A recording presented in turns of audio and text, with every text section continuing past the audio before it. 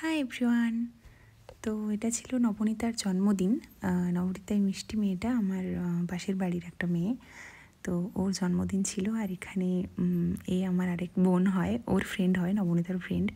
তো ওখানে ওকে সাজিয়ে দিচ্ছিল, আর ওর মুখটা কিছুতেই দেখাবে না বলে এখানে ঢং করছিল একটু। আর পাড়ার সব বাচ্চারাও ছিল এখানে। তারপরে আমরা ওকে রেডি করার পরে আমরা কেকটা রেডি করতে বসেছিলাম। এখানে ওর দুজন ভাই, ওরা ক্যান্ডেল নিয়ে মারপিট লেগে গেছিলো যে কীভাবে কি ক্যান্ডেলটা বসানো হবে কেকের ওপর। নবনীতার যেহেতু এটা 14 বছরের জন্মদিন ছিল, সেই জন্য ওরা প্ল্যান করেছিল যে 14টা ক্যান্ডেল বসানো হবে।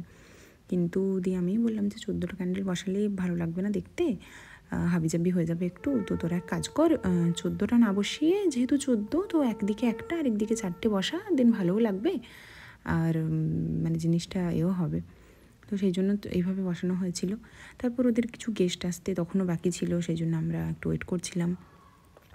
তখন আমরা গল্প করছিলাম, আর ও এখানে আমাকে বলছিল যে ওর ভালো ভালো ছবি তুলে দিতে হবে, ভালো ভালো ভিডিও বানিয়ে দিতে হবে।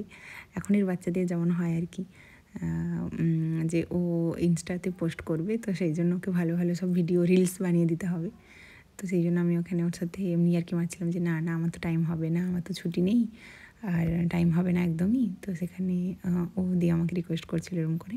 দেন তারপরে ওদের গেস্টরাও সব চলে আসে। দেন কেক কাটা হয়, আমরা অনেক অনেক মজা করেছি, বাচ্চাগুলো স্পেশালি। তো দেন তারপরে ও কেক কাটছিল, বাচ্চাগুলো বিশেষ করে অনেক মজা পেয়েছে। দেন সবাইকে কেক খাওয়ানোর পরে ওর মনটা ছিল যে ওর ঠিকঠাক ছবি তোলা হচ্ছে কি না, আর হচ্ছে কি না, তো বারবার লাস্টেও একই কথা বলছিল আমাকে বারবার।